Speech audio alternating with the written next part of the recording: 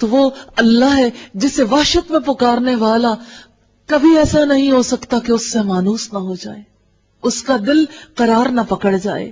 اور کوئی مغلوب ایسا نہیں ہے کہ جب وہ اسے اللہ سے پکارے اور اللہ اس کی مدد کو نہ آئے اور اللہ اس کی نصرت نہ کرے.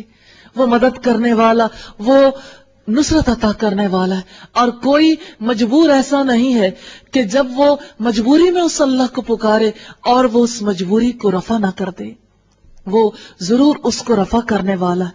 اور کوئی شر ایسا نہیں ہے کہ کوئی آہیں بھرنے والا اللہ سے فریاد کر لے اور اس کا شر رفع نہ ہو جائے، اس کی تنگی اور اس کی تکلیف دور نہ ہو جائے. یہی وہ نام ہے جس سے ہر طرح کا کرب، ہر طرح کا غم دور ہوتا ہے، ہر طرح کی تکلیف رفع ہوتی ہے. اور یہی نام ہے جب کوئی ہاتھ اڑا کر اللہ سے برکت کی دعا کرتا ہے تو اللہ تعالیٰ برکتیں عطا فرماتے ہیں اور اللہ تعالیٰ دعائیں قبول کرتے ہیں اور اللہ کی رحمتوں کی بارش ہو جاتی ہے. اور جب کبھی اللہ تعالیٰ کو کوئی اس نام سے پکارتا ہے تو اللہ تعالیٰ ہر طرح سے اپنی رحمت کے ساتھ، اپنی برکتوں کے ساتھ اس کو اپنے گھیرے میں لے لیتے ہیں. اور کوئی ایسا نہیں ہے جو گناہ گار ہو، اپنی خطاؤں سے، اپنے گناہوں سے اللہ سے معافی مانگنا چاہے، توبہ کرنا چاہے اور وہ اسے معاف نہ کر دے. هو الذی یقبل التوبۃ عن عبادہ، وہی اللہ ہے جو اپنے بندوں کی توبہ قبول کرتا ہے. ویعفو عن السیئات، اور وہ ساری برائیوں کو معاف کر دیتا ہے. تو وہ اللہ ہے کہ جو ساری برائیوں کو دور کرتا ہے. اور وہ اللہ ہے جو شخص اللہ سے نیکیوں کی توفیق طلب کرتا ہے. کوئی شخص ایسا نہیں ہاتھ اٹھا کر اللہ سے کسی نیکی کی توفیق طلب کر لے، علم کی توفیق طلب کرے، عمل کی توفیق طلب کر دے اور پھر وہ محروم رہ جائے. ایسا ممکن ہی نہیں. اس کائنات میں یہ کبھی ہوا ہی نہیں کہ جو اللہ کو دل سے پورے یقین کے ساتھ پکارے اور اللہ تعالیٰ کی طرف سے اس دعا کا جواب نہ آئے. کیونکہ اذا دعی بہ اجاب، جب کبھی اللہ کے نام سے دعا کی جاتی ہے اللہ تعالیٰ اسے جواب دیتے ہیں، قبول کرتے ہیں. اذا سئل بہ اعطی، جب اس سے سوال کیا جاتا ہے تو اسے وہ سب کچھ عطا کیا جاتا ہے. یہ اور بات ہے کہ جواب برسوں یا صدیوں کے بعد آئے. جیسے حضرت ابراہیم علیہ السلام نے اللہ سے یہ دعا کی تھی کہ یا اللہ انہی میں سے ایک رسول مبعوث فرما دینا جو انہیں تیری آیات کی تلاوت کر کے سنائے، جو انہیں تیری کتاب کی تعلیم دے، حکمت کی تعلیم دے، جو ان کے نفوس کا تزکیہ کرے.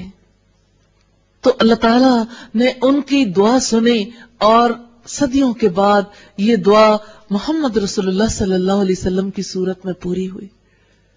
تو وہ دعاؤں کو قبول کرنے والا ہے، کبھی دعاؤں کو رد نہیں کرتا.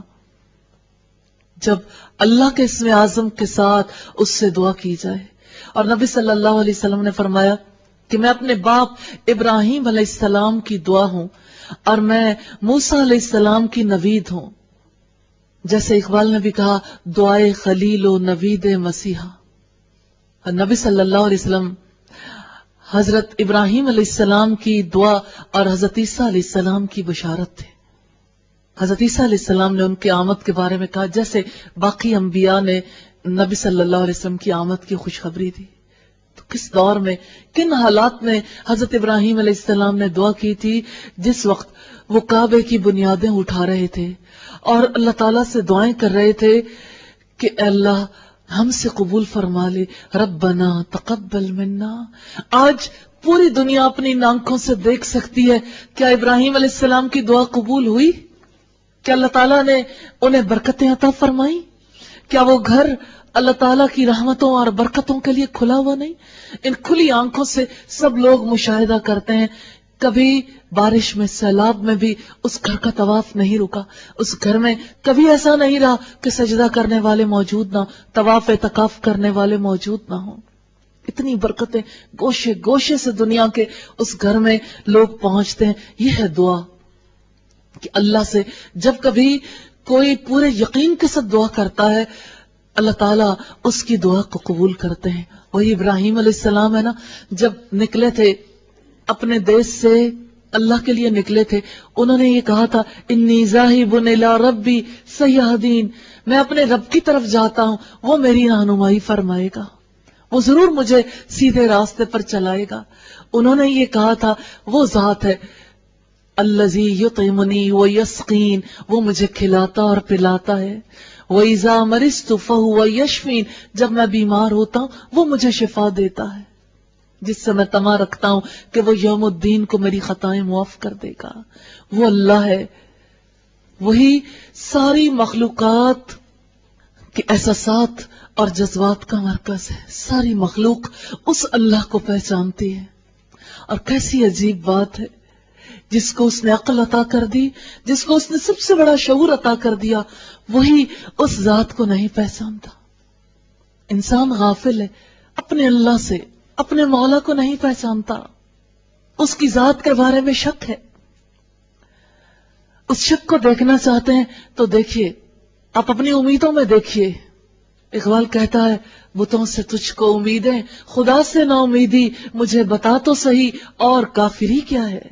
کفر اور کسے کہتے ہیں کہ انسان امید باندھے اپنے باپ سے، اپنی ماں سے، اپنے بچے سے، اپنے شوہر سے، اپنے جیسے انسانوں سے، بڑی قوتوں اور طاقتوں سے.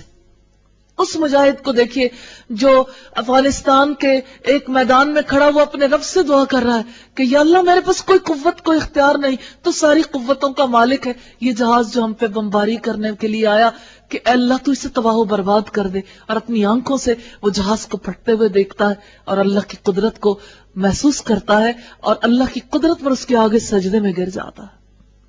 تو اللہ، اس سے امید باندھنے والا کبھی ناکام نہیں ہوا، اس سے امید باندھنے والا کبھی ذلیل اور رسوا نہیں ہوا، اس سے امید باندھنے والا کبھی اس کائنات میں تنہا نہیں رہا.